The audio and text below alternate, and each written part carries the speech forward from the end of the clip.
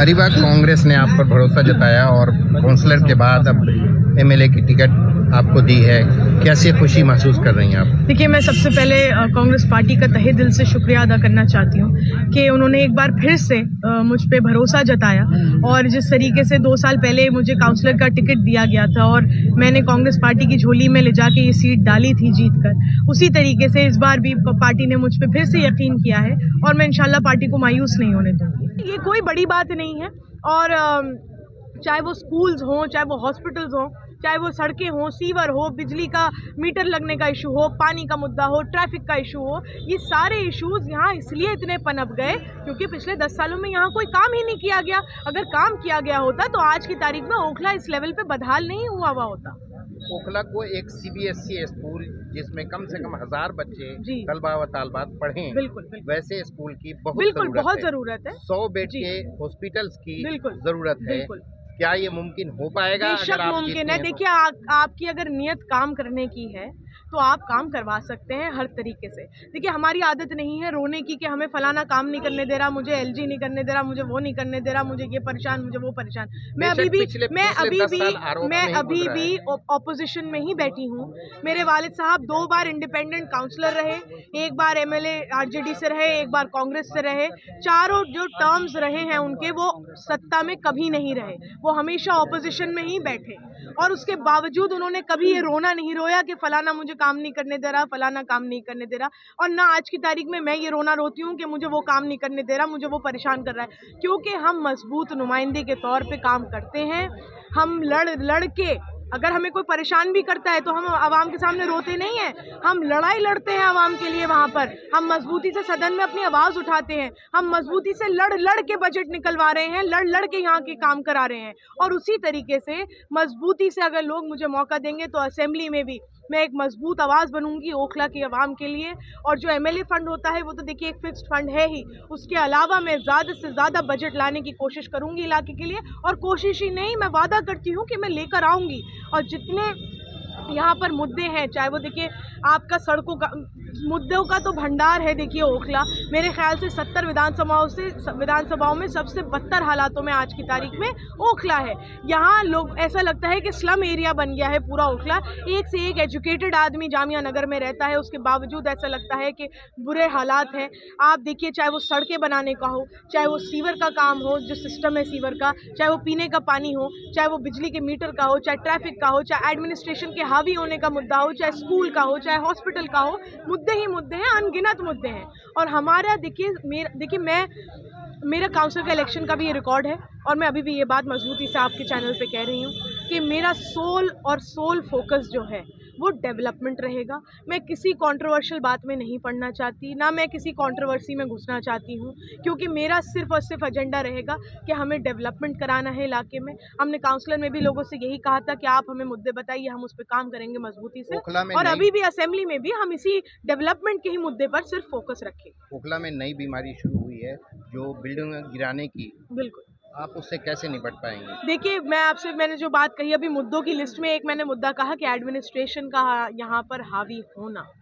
आज की तारीख में आप देखिए कि कहीं लेंटर डालने कोई आदमी खड़ा होगा तो सबसे पहले पुलिस पहुंचती है वहाँ उगाई करने के लिए। लोग अपनी सारी उम्र के पैसे, बिल्कुल, आदमी लोन ले के घर बनाता है। और कहीं ना कहीं देखिए किसी भी चीज़ में हर आदमी का रोल होता है। आप किसी एक को कहिए कि वो गलत है, बिल्कुल वो गलत है, लेकिन उसके साथ 4 और गलत हैं, उन 4 को भी गिनाना ज़रूरी है। जो आज की तारीख में डेमोलिशंस हो रहे हैं, स्टे माफिया तो है ही जो यहाँ पे एक गैंग बना हुआ है और जो जुल्म ज्यादती कर रहा है लोगों के साथ। उसके अलावा जो पुलिस है, जिस तरीके से उनकी बैकिंग होती है या वो उगाइयाँ करने खुद पहुँचते हैं। उसके अलावा देखिए, मैं एक पार्ट जिम्मेदार यहाँ के बिल्डरों को भी मानती हूँ कि वो कई जगह ऐसा होता है कि जो सील्ड और डेमोलिश्ड बिल्डिंग है उनकी सील तोड़कर और बिल्डिंग बनाकर और मासूम लोगों को बेच के वो तो फरार हो जाते हैं, भाग जाते हैं। उसके बाद उन पर डेमोलिशन के ऑर्डर आ जाते हैं और आम पब्लिक जो होती है उसका पैसा उसमें फंस जाता है और उनके 50-50 लाख के या जितने के भी फ्लैट होते हैं उनको तहस नहस करके एडमिनिस्ट्रेशन चली जाती है।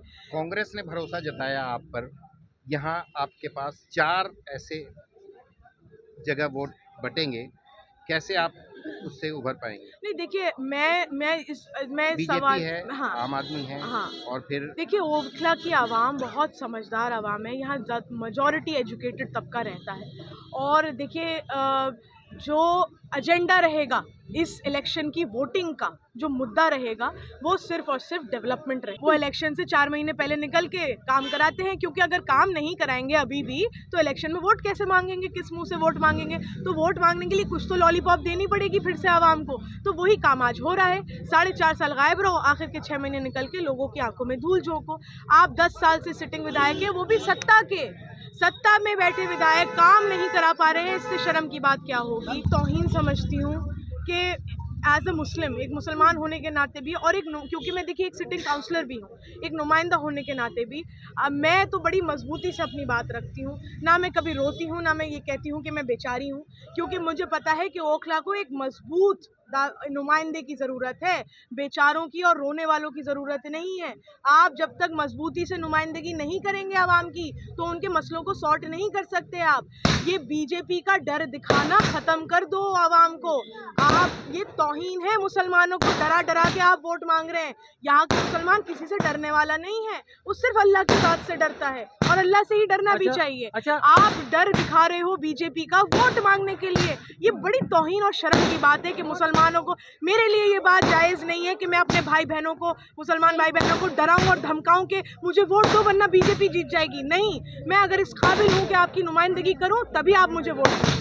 सीटें तो इंशाल्लाह हमें उम्मीद है कि इस बार कांग्रेस पार्टी अच्छा परफॉर्म करेगी, और लोगों का वापस वो जो शीला दीक्षित जी का दिल्ली मॉडल था, उस पर वापस से लोग वही चाहते हैं। और हम तो ये वादा कर रहे हैं कि हम उससे भी बेहतर दिल्ली आपको बना के देंगे। लेकिन जहाँ तक ओखला विधानसभा की बात है, यहाँ पे देखिए हर तरीके से लोगों का हमारे साथ सपोर्ट बहुत ज़्यादा तादाद में आ रहा है, और इंशाल्लाह हमें पूरी उम्मीद है कि लोग हमें पूरी तरीके से सपोर्ट भी करेंगे।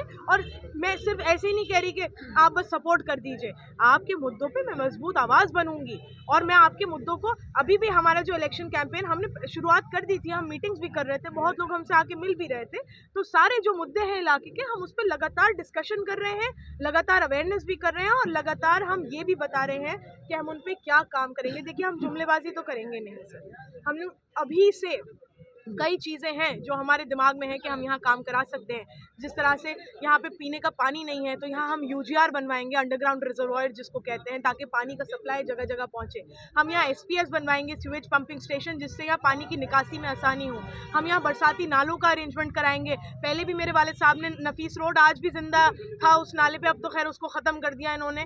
40 फुटे का नाला मेरे वालिद साहब ने बनाया। ये एक तरह से लाइफ लाइन्स होते हैं ये नाले इलाके के, जो निकासी में मदद करते हैं। हम यहाँ हॉस्पिटल खुलवाएंगे, जो आपने कही सीनियर सेकेंडरी स्कूल की यहाँ बेहद ज़रूरत है।